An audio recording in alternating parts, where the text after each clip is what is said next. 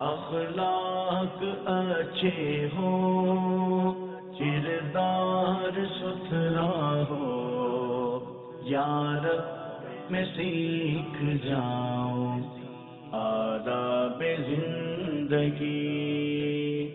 الحمدللہ رب العالمین، الصلاۃ والسلام علی سید الانبیاء والمرسلین، اما بعد فاعوذ باللہ من الشیطان الرجیم، بسم اللہ الرحمن الرحیم۔ الصلاۃ والسلام علیک یا رسول اللہ وعلی آلک واصحابک یا حبیب اللہ۔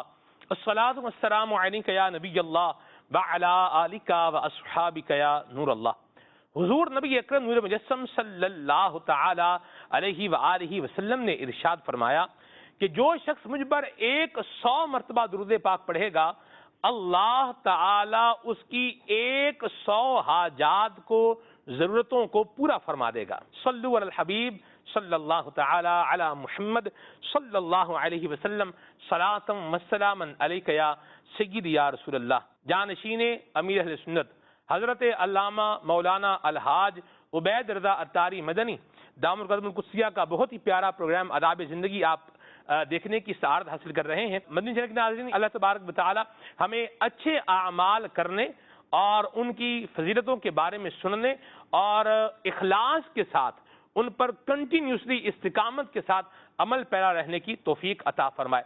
صلحاء کی، بزرگان دین کی، نیک لوگوں کی جب بندہ گفتگو سنتا ہے تو اس کا ایک فائدہ یہ بھی ہوتا ہے کہ انسان کے دل میں اللہ تبارک و تعالیٰ کی محبت جو ہے یہ پیدا ہوتی ہے، نبی پاک صلی اللہ علیہ وسلم کی محبت یہ بڑھتی ہے، دنیا سے توجہ ہٹتی ہے اور اللہ تبارک و تعالیٰ کے فضل اور اس کی رحمت کی جانب نظر یہ لگتی ہے۔ تو جانشین امیر سنت ہمارے ساتھ موجود ہیں، آئیے پروگرام کو آگے بڑھاتے ہیں اور ان سے بات کرتے ہیں۔ حضور، کہا جاتا ہے کہ سفر یہ وسیلہ ظفر ہے، اور سفر میں جو ہے وہ انسان بہت ساری چیزیں جو ہے وہ سیکھتا ہے، نئے نئے تجربات بندے کو ہوتے ہیں۔ آپ ماشاءاللہ افریقہ کے کنٹریز میں مختلف دعوت اسلامی کی ایکٹیویٹیز اور ان کے جس طرح بولیں کہ مشاہدات فرما رہے ہیں، دیکھ رہے ہیں، مدرسۃ المدینہ ہیں اور نیکی کی دعوت کے دینی کام ہے، تو کوئی ایک ایسی بات جو آپ کو لگی ہو کہ اس سفر میں یہ جو ہے وہ دیکھنے کو ملی ہے، تو کیا بیان فرمائیں گے اس کو یہاں پر؟ سفر وسیلہ ظفر، واہ، ظفر کے معنی ہے کامیابی، تو سفر جو ہے وہ کامیابی کا ذریعہ ہے۔ اب چونکہ یہ دیکھا جائے تو یہ جملہ جو ہے نا اپنے اندر بہت کچھ رکھتا ہے۔ واہ، اب چاہے یہ سفر دنیا کے لیے ہو یا آخرت کے لیے ہو، صحیح، یعنی بندہ جو ہے نا وہ اپنے دنیاوی کام کے لیے کرے سفر، جی، کسی بھی کام کے لیے کرے، تو ذرا جو سفر کرے گا اگر اپنے کام کے ساتھ مخلص ہوگا، یعنی سفر جو اس کا کر رہا ہے یہ مخلص سفر ہوگا تو پھر تو ذرا اسے کامیابی ملے گی۔ الحمدللہ الکریم، اب جیسے میرا جو ہے وہ یوگنڈا کا سفر، کینیا کا سفر، تو ذرا یہاں تو یوں ایک ہوتا ہے نا کہ ہم تو ذرا پاکستان میں جیسے ہیں تو ایک ہوتا ہے کہ یار یوں رہائش ہو، یہ سب ذرا کہ ملک میں جب تبدیل ہوتا ہے نا ملک، جی، جب کہیں اور جاتے ہیں تو پتہ چلے یہاں رہائش کس طرح کی ہے، تو یہاں بلڈنگوں کا کلر کس طرح ہے بلڈنگز کا، تو یہاں لوگوں کا رہن سہن کس طرح کا ہے۔ تو خیر میں نے افریقہ میں ایک چیز میں نے بڑی نوٹ کی، یہاں جو ہے وہ لوگ صبح سویرے اٹھ جاتے ہیں واہ، اور اپنے کام کاج کرتے ہیں، کیا بات، دن کی روشنی کا بھرپور استعمال کیا جاتا ہے۔ اور دوسرا میں نے یہ نوٹ کیا کہ یہاں مہنگائی ٹھیک ٹھاک ہے جبکہ ہمارے ملک میں مہنگائی کم ہے، تو یہ دو چیزیں میں نے جو نا وہ نوٹ کی ہیں۔ اور دوسرا تو یہ کہ اگر یوں آپ دیکھیں تو یہاں جو وہ زیادہ تر شافعی ہیں، یوگنڈا اور کینیا وغیرہ میں، صحیح، ہم حنفی ہیں، جی، مگر یہ کہ چونکہ اب یہ جو شافعی ہیں یہ بھی وہی صلاۃ والسلام پڑھنا واہ، اور صلاۃ والسلام علیہ رسول اللہ پڑھنا۔ کیا بات ہے، اچھا، ایک مزار شریف میں حاضری بھی ہوئی تھی، نیروبی ٹو ممباسا، تو یہ ممباسا سے تقریباً جو ہے وہ 100 کلومیٹر کے فاصلے پر ہے، تو یہاں بھی الحمدللہ الکریم اس مزار شریف میں بھی حاضری ہوئی تھی۔ حضرت تو سید ان کی باغ جو ہے علی وہ غالباً ان کا نام ہے، جی، سید باغ علی شاہ رحمۃ اللہ تعالی علیہ، یہ ہیں گجرات کے، 1902 میں ان کا وصال ہوا ہے۔ اللہ اکبر، اور ایک بزرگ ایسے بھی تھے کہ ان کا وصال جو ہے وہ تقریباً جو ہے یہ 1960 کے آس پاس ہوا تھا، صحیح، تو اس وقت جو ہے وہ شاہ عبد العلیم صدیقی رحمۃ اللہ تعالی علیہ، چونکہ ان کی وصیت تھی کہ مجھے جنت البقیع میں دفنایا جائے۔ جی، یہ اصل میں جو اپنا رخت سفر باندھ چکے تھے، یہ جانے لگے تھے یہاں سے، اور یہ فرما چکے تھے کہ مجھے جب جانا ہے تو لوگوں نے کہا حضور آپ چلے جائیں، دین کی خدمت کون کرے گا، یہ سب کون دیکھے گا؟ تو انہوں نے پھر فرمایا کہ اپنے محبین سے کہ دیکھیں کہ پھر ٹھیک ہے، میں اس شرط پہ میں رکتا ہوں کہ میرے مرنے کے بعد آپ لوگ میری لاش کو مدینہ طیبہ لے کے جائیں گے۔ اللہ اکبر۔ تو انہوں نے حامی بھر لی، حامی تو انہوں نے بھر لی، ہوں تو پھر لاش لے جانا کو آسان تو نہیں نا، ناش کو لے جانا۔ تو پھر چند دنوں بعد ان کا وصال ہو گیا۔ تو پھر یہ کہا جاتا ہے کہ شاہ عبد العلیم صدیقی رحمۃ اللہ تعالی علیہ یہ پھر ان کا جسد اقدس جو ہے وہ مدینہ شریف لے گئے تھے، اللہ اللہ اللہ، اور کیا پھر بات۔ یہ کہ وہاں جو ہے جنت البقیع میں ان کی تدفین ہوئی تھی۔ اللہ ہمیں دین کی خاطر جو ہے وہ سفر کرنے والا بھی بنائے، دین کی خدمت کرنے والا بھی بنائے، اور مدینہ طیبہ سے اللہ محبت بھی جو ہے وہ نصیب فرمائے۔ مرحبا۔ اور جو یہ فرمایا دیکھیے ہے کہ دعوت اسلامی کہاں کہاں نہیں ہے۔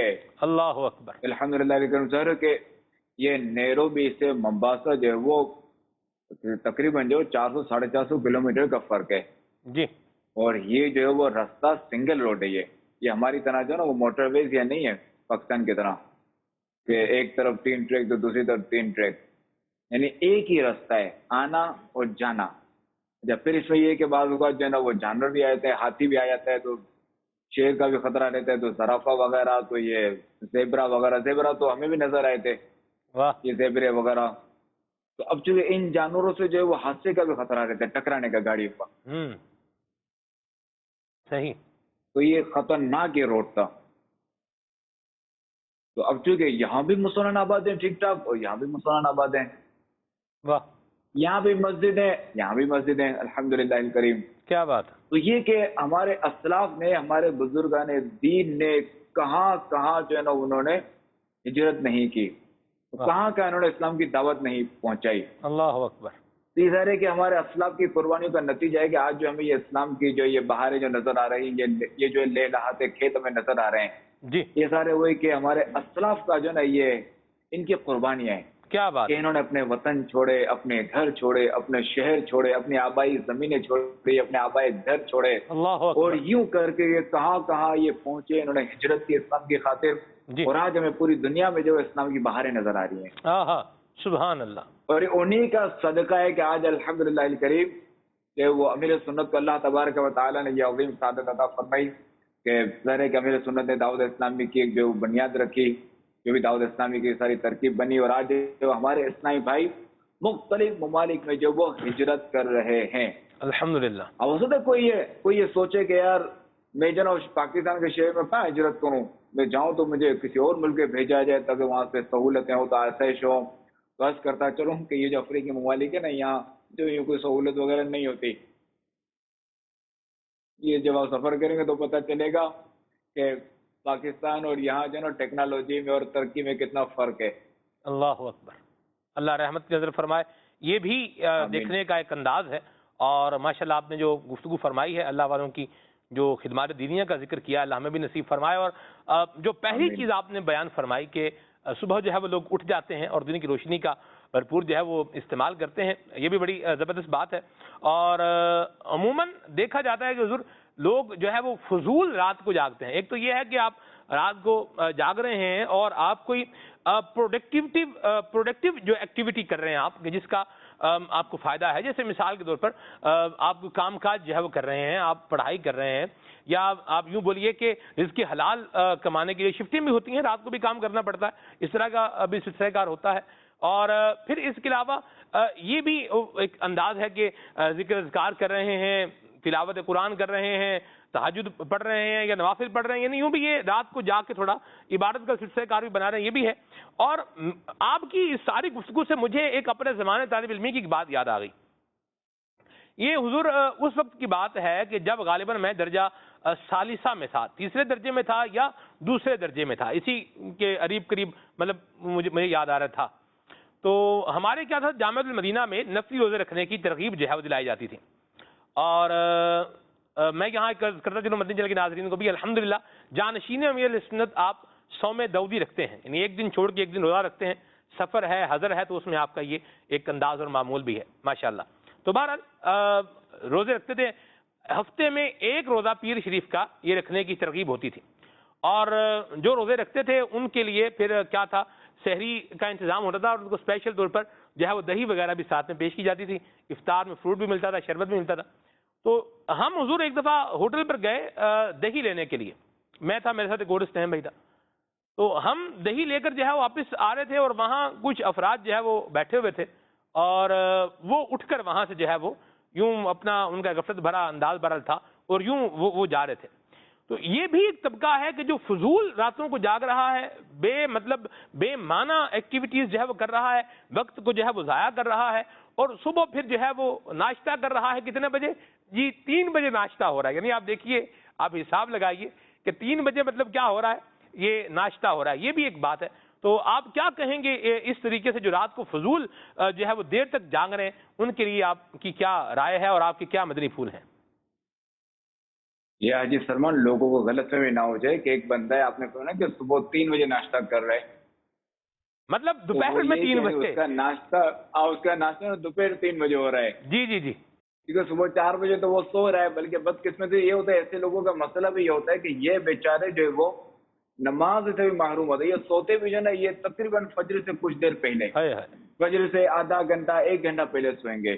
توبہ. پتہ نہیں عشاء پڑھی نہ پڑھی. اب چونکہ یہ جو زندگی کا انداز ہے نا کہ رات اتنا دیر تک جاگتے رہنا، نہ کوئی دینی کام ہے نہ کوئی دنیاوی کام ہے، بس خالی جو گپے مارنا ہے، لطیفے سنانے اور اس طرح کی باتیں کرنی ہے، ادھر ادھر کی باتیں کرنی ہے، حالات حاضرہ پر کلام کرنا ہے. جیسے کہ وزیر داخلہ بھی یہی ہے تو وزیر اعظم بھی یہی ہے تو چیف آف آرمی اسٹاف بھی یہی ہے تو صدر بھی یہی ہے تو وزیر اعلیٰ بھی یہی ہے تو گورنر بھی، تو کبھی اس پہ تنقید تو کوئی فلاں پہ تنقید، تو فلاں نے یوں کر جا، فلاں بھائی نے یوں نہیں کرنا چاہیے، تو فلاں روڈ اس طرح ہونا چاہیے، تو فلاں میدان اس طرح ہونا چاہیے. یہ بیچارے پتہ نہیں کیا کیا یہ لے کے بیٹھے رہتے ہیں. تو پھر جب اس طرح کا جو ہے نا، یہ میرا انداز ہے، میں ویسے ان کی یوں جو حالات کی میں ترجمانی کروں یا کیا بولوں، کہ پھر ہوتا یہ ہوگا کہ یوں جیسے ایک اس سے مشورہ دے رہے ہیں، یوں کر رہے ہیں، یوں کر رہے ہیں، یوں بات کر رہا ہے. تو پھر جب یہ ان کا سونے کا ٹائم ہوتا ہوگا نا، اٹھنے کا ٹائم، تو پھر جو نا کوئی ایک بندہ بولتا ہوگا، یار یہ کام ذرا ہم نے تو کرنے کے ہیں نہیں، جن کا کرنا ہے بس انہیں پہ ہم چھوڑ دیں اور چلیں ہم اپنا سونے والا کام ہی کر لیں اور کیا کریں. اچھا اب چلو اس نے نصیحت والی بات کر لی، مگر رات جب بیٹھک ہوتی تو وہی بندہ بھی جو ہے نا وہی گفتگو کر رہا ہے، وہ بھی کر رہا ہے، پھر ایسی وہی بات. نصیحت کر دے گا. صحیح. اب چونکہ دیکھیں کہ ضمیر تو ہے نا، ضمیر تو بات کو ملامت کرتا ہے نا بندے کو، غیر یہ تمہارا کام نہیں ہے، جی تم اس سے نکلو، اپنے کرنے والے کام کرو، جی، ورنہ نہ کرنے والے کاموں میں پڑ پڑ جاؤ جاؤ گے. گے. ایسا ہی ہے، ایسا ہی درست تو فرمایا. واقعی یہ تو ہے کہ اگر اس میں ہمارا جو ہے نا وہ دینی نقصان بھی ہے، تو دینی نقصان تو دیکھا ہے تو بہت بڑا ہے کہ یار فجر کی نماز قضا کر دینا. قضا بھی تو ظاہر ہے کہ اب ایک بندہ کرے سو، یعنی یہ کہ قضا بھی کرے تو ایک الگ چیز ہے، حالانکہ اس پر بھی ظاہر ہے کہ جان بوجھ کے بندہ قضا کرے یہ بھی سوئی دیں. تو یہ تو ظاہر ہے کہ قضا کرنے کا بھی ذہن نہیں ہے نا، بعد میں پڑھ لے گے، یعنی جو نماز قضا یعنی ہوگی گویا اس کے کہ بعد نماز پڑھ. فرض ہے ہی نہیں، توبہ بس چھوڑ دی نماز، کوئی ہے ہی نہیں نماز کا. توبہ. تو قضا تو وہ بندہ کرے گا کہ جس کو کچھ احساس ہوگا کہ نہیں یار مجھے نماز فرض ہے، مجھے پڑھنی ہے. یہ تو ظاہر ہے کہ ایسے لوگ ہوتے ہیں کہ جن کو قضا کا بھی ذہن نہیں ہوتا. الامان والحفیظ، اللہ تبارک و تعالیٰ نے ہمیں جو پیدا فرمایا تو ظاہر ہے کہ ہمیں اپنی عبادت کے لیے پیدا فرمایا ہے جی کہ ہم اس رب تبارک و تعالیٰ کی عبادت کریں. وہ معبود ہے، ہم اس کی عبادت کریں. واہ. اب یہاں تو ظاہر ہے کہ جو ہے وہ جو حالات ہیں ہمارے اس کی عبادت سے تو ٹھیک ٹھاک غافل ہے. ایک تو یہ، پھر دوسرا یہ کہ چلو ایک بندہ عبادت نہیں کر رہا، فرض کا تارک ہے، جی ٹھیک ہے، یہ رب کا اور بندے کا میٹر ہے. اب یہاں دیکھا جائے تو بعض جو ہے نا وہ حقوق العباد طلب کریں. صحیح. ماں جو ہے کروٹیں بدل رہی ہوگی، میرا بیٹا کب آئے گا، پتہ نہیں میرا بیٹا کہاں ہوگا. ماں الگ پریشان، باپ الگ پریشان، باپ اٹھ کے گھڑی دیکھتا ہوا اب تک بیچارہ نہیں آیا، یہ کہاں ہے. ماں باپ ادھر پریشان آتے، اب یہ بیچارہ جائے گا. رات جو ہے نا وہ 3 ساڑھے 3 4 بجے دروازہ بجائے گا تو بھائی بہنوں کی آنکھ کھل جائے گی.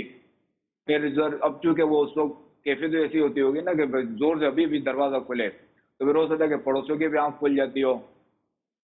تو یوں کیا اطراف والے سب پریشان. اچھا پھر یہ کیا، وہ اب جو بندہ 3 بجے دوپہر کے ناشتہ کرے گا تو وہ کام کاج کیا کرے گا، کیا کرے گا. اللہ یہ پورا دن ہی اس نے نکال لیا. تو وہی کہ بس وہ تو آپ کچھ کہتے ہیں نا اس طرح کے نکم میں لکھٹ ٹوک کے، یہ بیچارہ جو نا وہ نہ ادھر کا رہا نہ ادھر کا رہا، ہائے ہائے. نہ دین کا رہا نہ دنیا کا رہا. توبہ.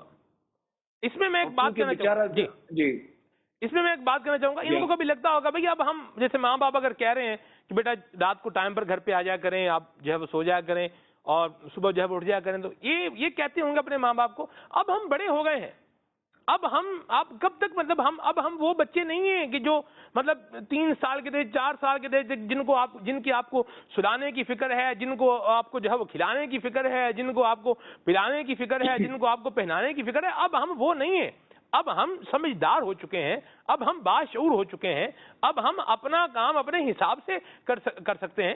تو یہ ماں باپ کے سمجھانے پر اس طرح کی گفتگو بھی ان کے ساتھ جو ہے وہ کرتے ہوں گے، کیا فرمائیں گے آپ؟ ظاہر یوں اگر دیکھا جائے تو جب چھوٹے تھے نا تو پھر تو ایک قدر بہتر تھے کہ ایک جو ہے نا وہ کم عمری ان کے لیے عذر تھا، بندہ نابالغ ہوتے نام سمجھ ہوتے تو ایک عذر تھا، اب تو کوئی عذر بھی نہ رہا کہ اب تو یہ بندہ سمجھدار ہو گیا، ایک عاقل ہو گیا، بالغ ہو گیا، اس کا قلم چلے گا، یہ کچھ بھی کرتا ہے تو قلم چلے گا، تو اس کو تو زیادہ جو ہے نا وہ سمجھداری کا مظاہرہ کرنا چاہیے، مگر جو یہ تو زیادہ ہی کوئی بچہ بن گیا ہے کہ اپنے آپ کو ظاہر ہے کہ جس نے سمجھدار سمجھ لیا تو وہ تو پھر کیا کر سکتے ہیں، دعا ہی کر سکتے ہیں اس بیچارے کے لیے۔ خیر بندہ سمجھدار ہو، بڑے سے بڑا جو ہے نا وہ بن جائے، تاجر بن جائے، پائلٹ بن جائے، ڈاکٹر بن جائے، سائنسدان بن جائے، کچھ بھی بن جائے، ماں باپ کے آگے جو ہے نا وہ سر تسلیم خم رکھے بس۔ یہ دیکھیں نا کہ کسی نے ایک لکھا تھا نا، میسیج مجھے آیا تھا جی کہ لڑکا جب بیٹا جب سائنسدان بن جاتا ہے، ڈاکٹر بن جاتا ہے، پائلٹ بن جاتا ہے یا کوئی بڑا کاروباری شخص بن جاتا ہے تو ماں باپ اس سے ڈرتے ہیں کہ کہیں ہمارے بیٹے کو جو نا کوئی بات بری نہ لگ جائے۔ یہی بیٹا اگر عالم دین بن جاتا ہے تو یہ بیٹا ڈرتا ہے، یہ سمجھدار بیٹا، یہ خوش اخلاق بیٹا یہ ڈرتا ہے کہ کہیں جو ہے نا وہ ماں باپ کی بے ادبی نہ ہو جائے مجھ سے۔ درست فرمایا آپ نے۔ اللہ ہمیں اپنی اولاد کی اچھی تربیت کرنے کی توفیق عطا فرمائے اور ماں باپ کا ادب کرنے کی توفیق عطا فرمائے۔ میں یہاں ایک بات کہنا چاہ رہا ہوں، ایک پرسنل سی بات ہے اور میں اب کہہ ہی رہا ہوں، اللہ خیر والا معاملہ فرمائے، خیر ہی ہوگی انشاءاللہ۔ آپ کو جو ہے وہ اگر دیکھا جائے ایک بیٹے کی حیثیت سے اگر آپ اپنے آپ کو دیکھیں، ماشاءاللہ آپ کے بارے میں مجھے کچھ کہنے کی حاجت نہیں ہے، مدنی چینل کے ناظرین جانتے ہیں، زمانہ جانتا ہے اللہ پاک نے آپ کو کیا عزت اور مقام جو ہے وہ عطا فرمایا ہے۔ ایک بیٹے کی حیثیت سے اگر آپ اپنے آپ کو دیکھیں تو امیر اہل سنت کے ارشادات، آپ کی کہی ہوئی بات وہ آپ کے لیے کیا درجہ رکھتی ہے اور آپ کا اس پر عمل کا انداز جو ہے وہ کیسا ہے، کچھ اس حوالے سے بھی آپ بتائیے۔ دیکھیں میرے سنو جو بھی فرماتے ہیں تو میں اس کو جو نا یہ نہیں دیکھتا کہ آیا مجھ پر یہ فرض ہے یا واجب ہے، یعنی اگر میں دیکھوں نہیں یار میں نہیں مانتا تو گناہگار ہوں گا، تو میں یہ چیز نہیں دیتا، بس باپ نے فرما دیا بس ختم۔ کیونکہ میرا باپ مجھے شریعت کی خلاف ورزی کا تو حکم دے گا ہی نہیں جی، تو اس سے یہ میرے باپ سے تو توقع ہی نہیں کہ میں یہ دیکھوں گا آیا کہ میں اگر اپنے باپ کی یہ بات مانوں تو یہ گناہ ہے یا کیا ہے، یا کون سا گناہ، گناہ صغیرہ ہے گناہ کبیرہ ہے۔ البتہ میں اتنا دیکھتا ہوں کہ بس میرے باپ نے فرما دیا بس ختم۔ آپ نے کبھی یہ نہیں اس طرح میرے لیے سوچا کہ اسی میں عافیت ہے؟ جی، آپ نے کبھی یہ نہیں سوچا کہ ان کی بات ماننے میں فائدہ کتنا ہوگا، یا جو میں سوچ رہا ہوں اس میں فائدہ اتنا ہوگا تو چلے اس کو تھوڑا سیکنڈ کر لیں، اس کو تھوڑا آگے کر لیں، ہاں ٹھیک ہے مان لیں، اب جیسے 10 باتیں مان رہے ہیں تو ایک میں اس میں فائدہ زیادہ لگ رہا ہے، یوں کبھی آپ نے اس کی تقسیم کی؟ ہاں اس میں یعنی دیکھیں کہ وہ نفس تو ظاہر کے وساوس سے دیتا ہے، تو پھر میں اس کو یہ جواب دیتا ہوں کہ میرے اور میرے باپ کی عمر میں اتنا فرق ہے، تو ظاہر ہے کہ یہ جو فرق ہے تو میرے باپ کا تجربہ زیادہ، کہ میں اگر دیکھوں گا تو مجھے جو نا پانی ابھی جو نا وہ نظر نہیں آ رہا، میرے باپ کی عمر بڑی ہے، میرے باپ کو پانی نظر آ رہا ہے کہ یہاں بچہ جائے گا تو ڈوب جائے گا۔ صحیح، تو آپ یعنی اس میں جو فرمائیں وہ پھر آپ اس کو کر لیتے ہیں؟ الحمدللہ الکریم۔ کیا بات ہے جی، اللہ ہمیں بھی والدین کا فرما بردار بنائے اور ایسا انداز اللہ ہمیں بھی اپنانے کی توفیق عطا فرمائے کہ ہمارے والد صاحب کچھ بات کہہ رہے ہیں، والدہ بات جو ہے وہ کہہ رہی ہیں اور اس کو جو ہے ہم ماننے والے بنے، اور والدین کو بھی چاہیے کہ ہرگز اپنی اولاد کو شریعت کے خلاف کوئی کام کرنے کا مت بولیں۔ اور عموماً دیکھا گیا ہے کہ والدین یہی توقع کرتے ہیں اولاد سے کہ یہ ہماری خدمت کرے، ہماری بات مانے، کام بول دیتے ہیں بعض اوقات، ایک کام بولا یہ کر لو، پھر تھوڑی دیر بعد دوسرا کام بول دیں گے، تو بچہ بعض اوقات یوں بھی کہتا ہے پہلے یہ ایک ہی دفعہ سارے کام آپ بول لیتے ہیں، اب آپ کو بھی باری باری یاد آ رہے ہیں، تو اس طرح کی باتیں کرنے کی بجائے اچھا بچہ بن کر کے بات جو ہے مان لینی چاہیے. اللہ ہمیں بھی اپنے والدین کا فرما بردار بنائے, جانشین میرے سنت کی سیرت کا صدقہ اللہ ہمیں بھی اپنے ماں باپ کا فرما بردار بنائے. کال بھی لیتے ہیں. اچھا میں یہاں جو ہے نا ماں باپ سے بھی سلمان بھی عرض کروں گا, میں والد سے بھی عرض کروں گا جی کہ اگر بچہ غلطی کرے نا یا کچھ کرے یا بچے کو کچھ کہنا تو اس کا طریقہ کیا ہے کہنے کا. جی تو میں نے ایک عموماً نوٹ کیا امیر سنت کو کہ امیر سنت کو کہنے کا انداز جو نا بڑا پولیٹ سا ہوتا ہے. اچھا اب کچھ جیسے فرمانا ہے کچھ کروانا ہے کام یا کچھ بھی تو یوں کر کے نہیں کہ ہم اگر یہ نہ کر لیں ہم اس طرح نہ کر لیں. بعض اوقات یہ بھی انداز ہوتا ہے کہ ہم اگر یوں کر لیں تو ہمیں زیادہ فائدہ حاصل ہوگا, یوں کریں گے تو ہمیں زیادہ نقصان ہوگا. یار یہ جو ہم نے بات کی ہے ہم سے غلطی ہے, ہم نے غلط نہیں کر لیا. بعض اوقات یوں کر کے ہم کر کے بھی جو نا میرے سنت یوں فرما کے گزر جاتے ہیں. اللہ اکبر اللہ اکبر. اور آپ وہ بات سمجھ جاتے ہیں.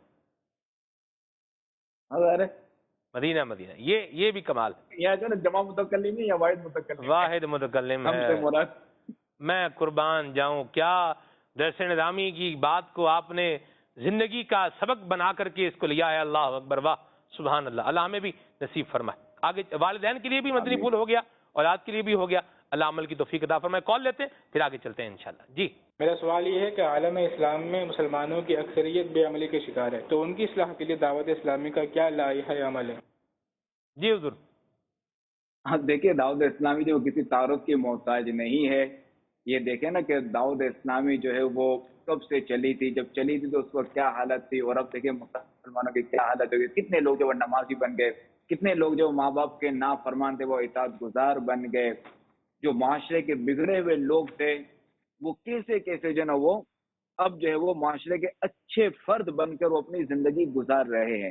تو دعوت اسلامی کا مشن یہی ہے کہ جو لوگ اللہ تبارک و تعالیٰ کی عبادت سے دور ہیں, جو لوگ جو ہے وہ خاتم النبیین رحمۃ اللہ عالمین صلی اللہ تعالیٰ علیہ وسلم کی سنتوں سے دور ہیں, تو انہیں جو اللہ اور رسول کے قریب کیا جائے, وہ اللہ کی اطاعت کریں, اس کے آخری نبی علیہ السلام کی اتباع کریں, ان کی سنتوں پر عمل کرتے ہوئے اپنی زندگی گزاریں. الحمدللہ کریں دعوت اسلامی جو ہے نا وہ یہ کام کر رہی ہے, اور دعوت اسلامی کے کئی شعبہ جاتے ہیں.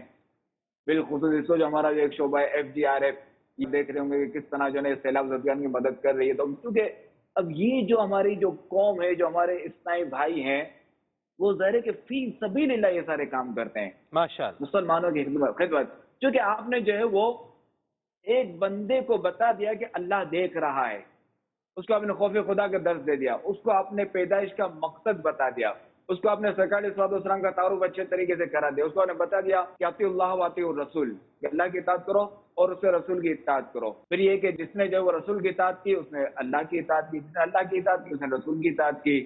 پھر یہ کہ ظاہر ہے کہ ہمیں جو وہ خاتم النبیین صلی اللہ تعالیٰ علیہ وسلم کی اطاعت بھی کرنی ہے اور اتباع بھی کرنی ہے. جب ہم نے بندے کو یہ بتا دیا, اس کے جب یہاں یہ چیز آ گئی اور اس نے پتا چلی بھائی میری زندگی کا مقصد یہ ہے, میں یہاں عارضی طور پہ آیا ہوں ابھی دنیا میں, بس مجھے جانا ہے, جی یہ دنیا چھوڑ کر جانا ہے. اور پھر اس کو ہم نے مثالیں دی, دیکھو کئی لوگ چلے گئے. یہ قبرستان میں جا کے دیکھ لو کہ ابھی جو لوگ پڑے ہوئے ہیں, جب تک یہ لوگ زندہ تھے تو ان کا کیسا روب و دبدبا تھا کہ یہ نکلتے تو لوگوں کی کیا حالت ہوتی تھی, مگر اب یہ یہاں پڑے ہوئے ہیں. جب آپ نے بندے کو ایک احساس زندگی بتا دیا, آپ نے بندے کو پیدائش کا مقصد بتا دیا کہ تمہاری پیدائش کا مقصد یہ ہے اور تمہاری حیثیت یہ ہے کہ تم بالکل بے بس ہو, کہ جب اللہ تبارک و تعالیٰ کا وعدہ آ جاتا ہے تو دنیا کی کوئی طاقت کچھ نہیں کر سکتی. جب تم ہو بے بس تو اسی کی اطاعت کرو نا جس نے تمہیں پیدا فرمایا ہے, جس نے جو ہے وہ جس مقصد کے لیے تمہیں پیدا کیا گیا وہ اس مقصد کو پورا کرو نا. کیا ادھر ادھر کے کاموں میں پڑ گئے ہو. تو جب بندے کی یہ سوچ بن گئی تو اب جو ہے وہ آپ اس کو جو بھی دے دیں مخلوق کی خدا کی خدمت بھی وہ کرے گا, سب کچھ کرے گا. نہیں یار اس میں میرے رب کی رضا ہے. اس کے سامنے لاکھوں روپے پڑے ہوں گے, وہ مڑ کے نہیں دیکھے گا, نہیں یار میں اٹھاؤں گا تو چوری ہو جائے گا. یہ کسی کی گری پڑی چیز ہے, نہیں یار میں نہیں اٹھاتا بھائی, مجھے قبر میں جانا ہے, مجھے مرنا ہے, مجھے اللہ کو منہ دکھانا ہے. کہیں میرا رب ناراض ہو گیا تو میرا کیا بنے گا, اگر قبر میں عذاب مسلط کر دیا گیا تو میرا کیا بنے گا. یہ لاکھوں روپے تو آ جائیں کل چلے جائیں گے. تو یہ ہے ظاہر خوف خدا اور عشق رسول, اطاعت خدا اطاعت مصطفیٰ. تو اب کیا ہے کہ بندہ ہر کام جو ہے نا وہ کر گزرے گا کہ نہیں یار یہ میرے مسلمان بھائی تکلیف میں تو میں ان کی بھی مدد کروں. یار یہاں جو ہے وہ لوگ نماز نہیں پڑھے تو یار میں ان کو نیکی کی دعوت دوں.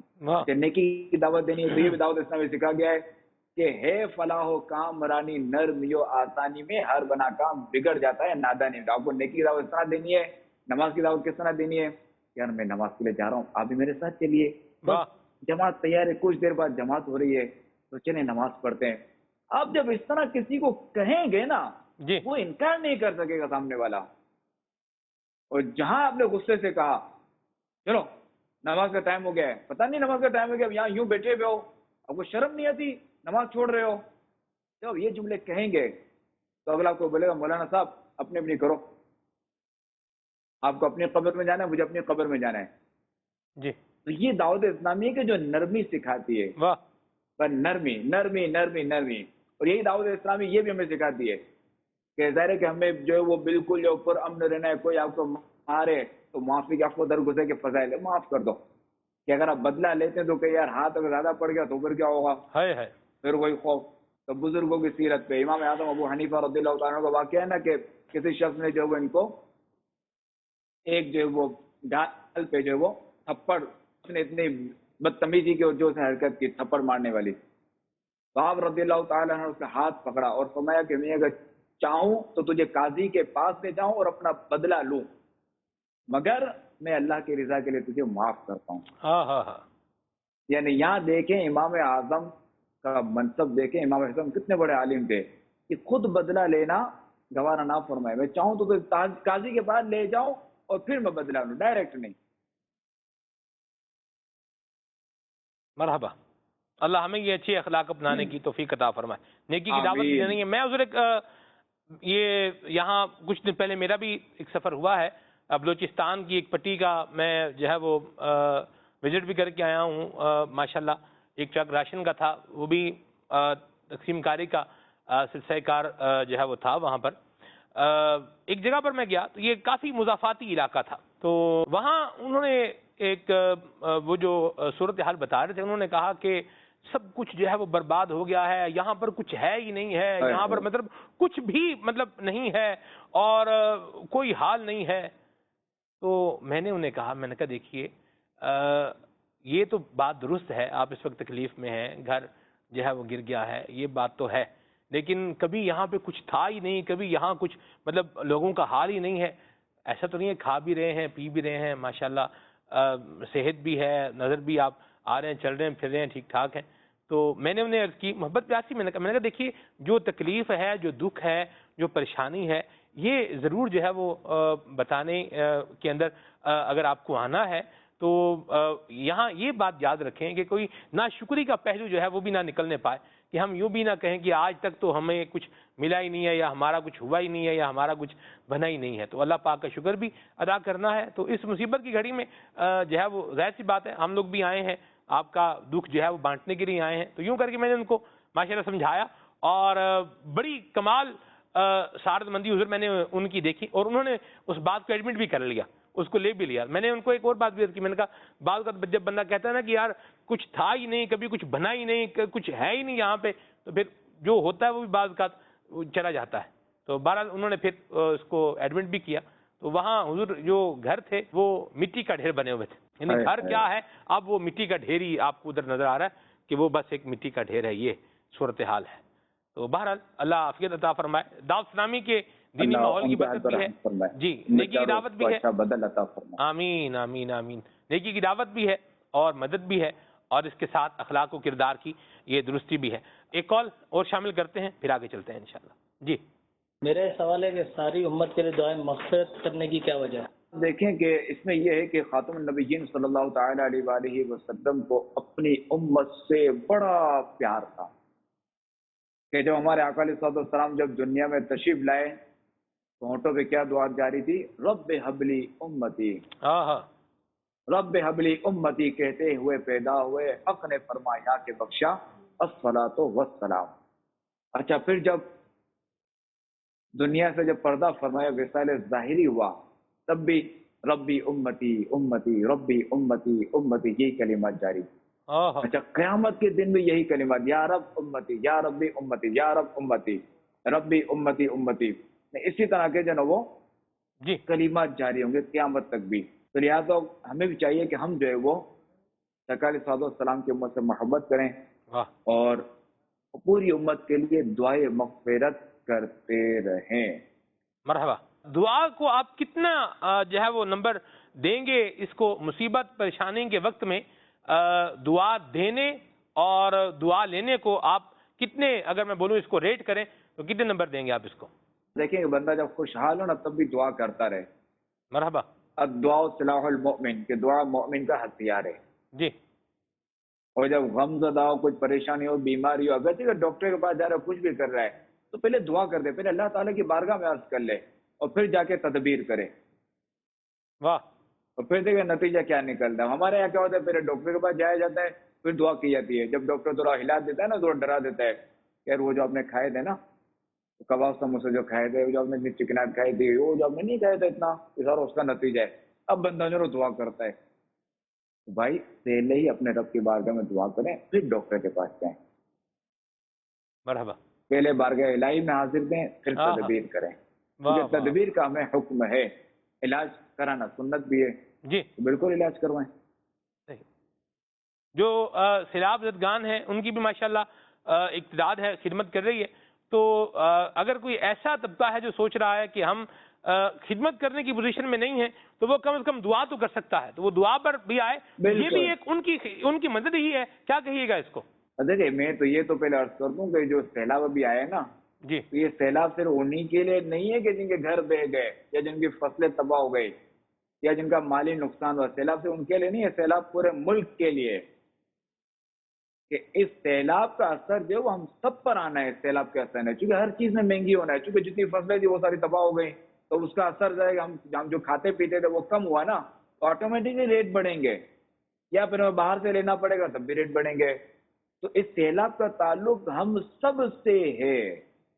تو کوئی یہ خوش فہمی میں نہ رہے کہ یار وہ ڈوب گیا تو وہ یوں ہوگا تو وہ یوں ہوگا، اچھا جو میں بچ گیا، تو یہ ایسے خوش فہمی میں نہ رہے، بلکہ اللہ تبارک و تعالیٰ سے عافیت طلب کرے اور اپنے مسلمان بھائی کے لیے دعا کرتا رہے.